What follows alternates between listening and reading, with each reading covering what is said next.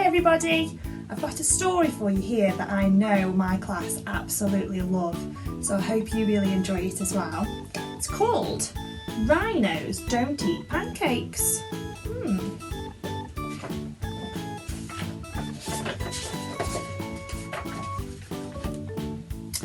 Do you ever get the feeling that your mum and dad aren't listening to a word that you say?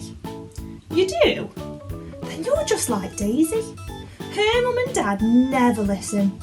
Daisy could tell them that their hair was on fire or that the dog had eaten the postman, but they would just nod and say, "That's nice, dear." Or tell your gran, "Well, can't you see I'm on the phone?" So when, one day, Daisy had something really important to say, guess what? Nobody listened. So, this is what happened. Daisy was eating her breakfast when a big purple rhino strolled into the kitchen. That's right, a big purple rhino. It was as big as a bus and as purple as a plum. It was also a bit peckish, so it took a chomp out of Daisy's pancake and then went upstairs. "Mum! Mum!" Daisy called. "There's a big..." "Oh, tell your dad," said Mum. "He'll catch it in a mug and throw it out of the window." "Dad! Dad!" said Daisy. There's a huge..." "Shh!" said Dad. "Oh, the spider can wait." "It's not a spider," Daisy shouted. "It's a big purple rhinoceros." But, as usual, nobody listened. Meanwhile, the rhino made himself right at home. Daisy saw him in the hall and glimpsed him in the garden. She spied him in the bathroom and surprised him on the loo. But every time she tried to tell her parents, they'd say, "Shh, Daisy, can't you see? We're busy." Daisy's parents were busy all week, so Daisy began to talk to the rhino instead. Soon they became very good friends.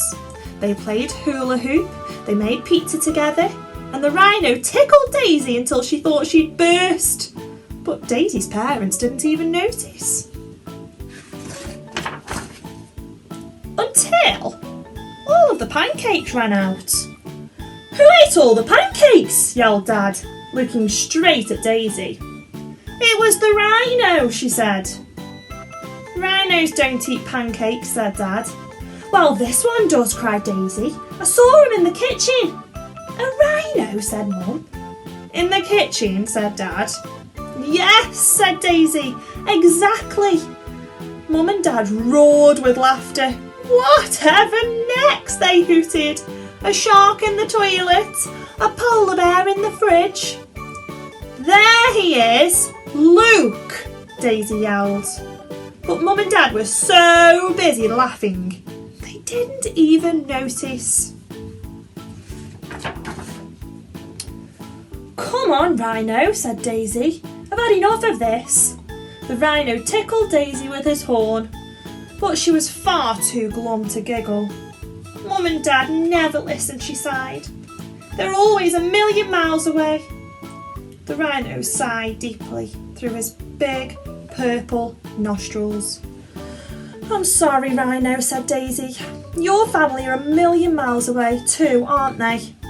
The rhino nodded, and a lilac tear rolled down his cheek. Poor rhino. That night, Daisy sat up, thinking of ways to get the rhino back home to his family. He was too heavy for a hot air balloon, too big for a Daisy's rubber dinghy. She thought about lending him her bike, but the helmet would never fit on his head. The next morning, Mum and Dad had a surprise. "We're taking you to the zoo," said Mum, "so you can see a real rhino." "What do you think of that?" grinned Dad. Daisy thought it was a stupid idea when there was already a perfectly good rhino sitting on the sofa. But she didn't say so. What was the point? Nobody would listen.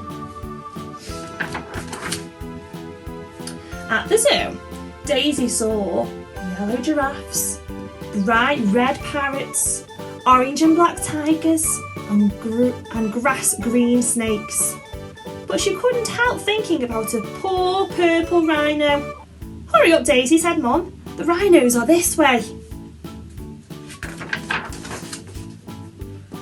But what was this? Missing! A big purple rhino that likes pancakes.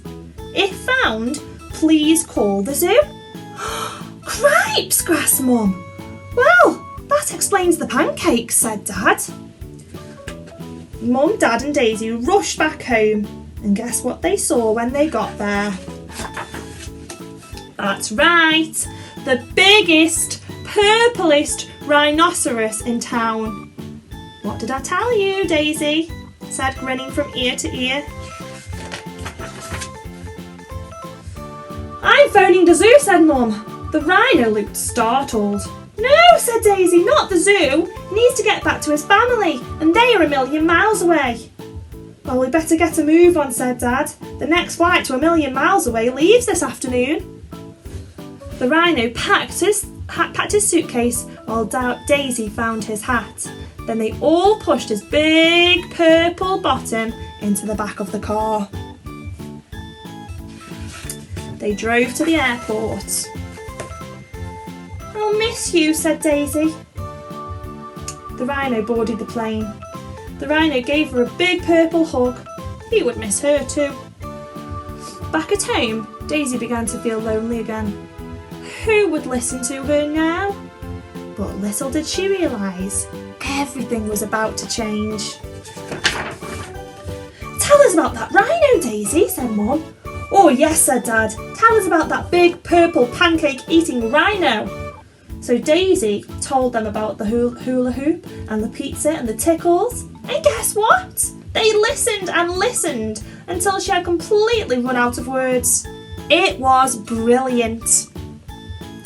"Is there anything else you'd like to tell us?" asked Mum as she took Daisy into bed that night. Daisy looked out onto the landing. "No, that's all for now," said Daisy, smiling. "Night night." Can we see something on the landing?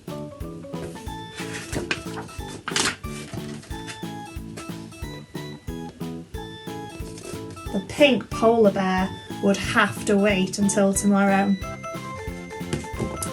I hope you all enjoyed the story. Keep safe, everybody. See you soon.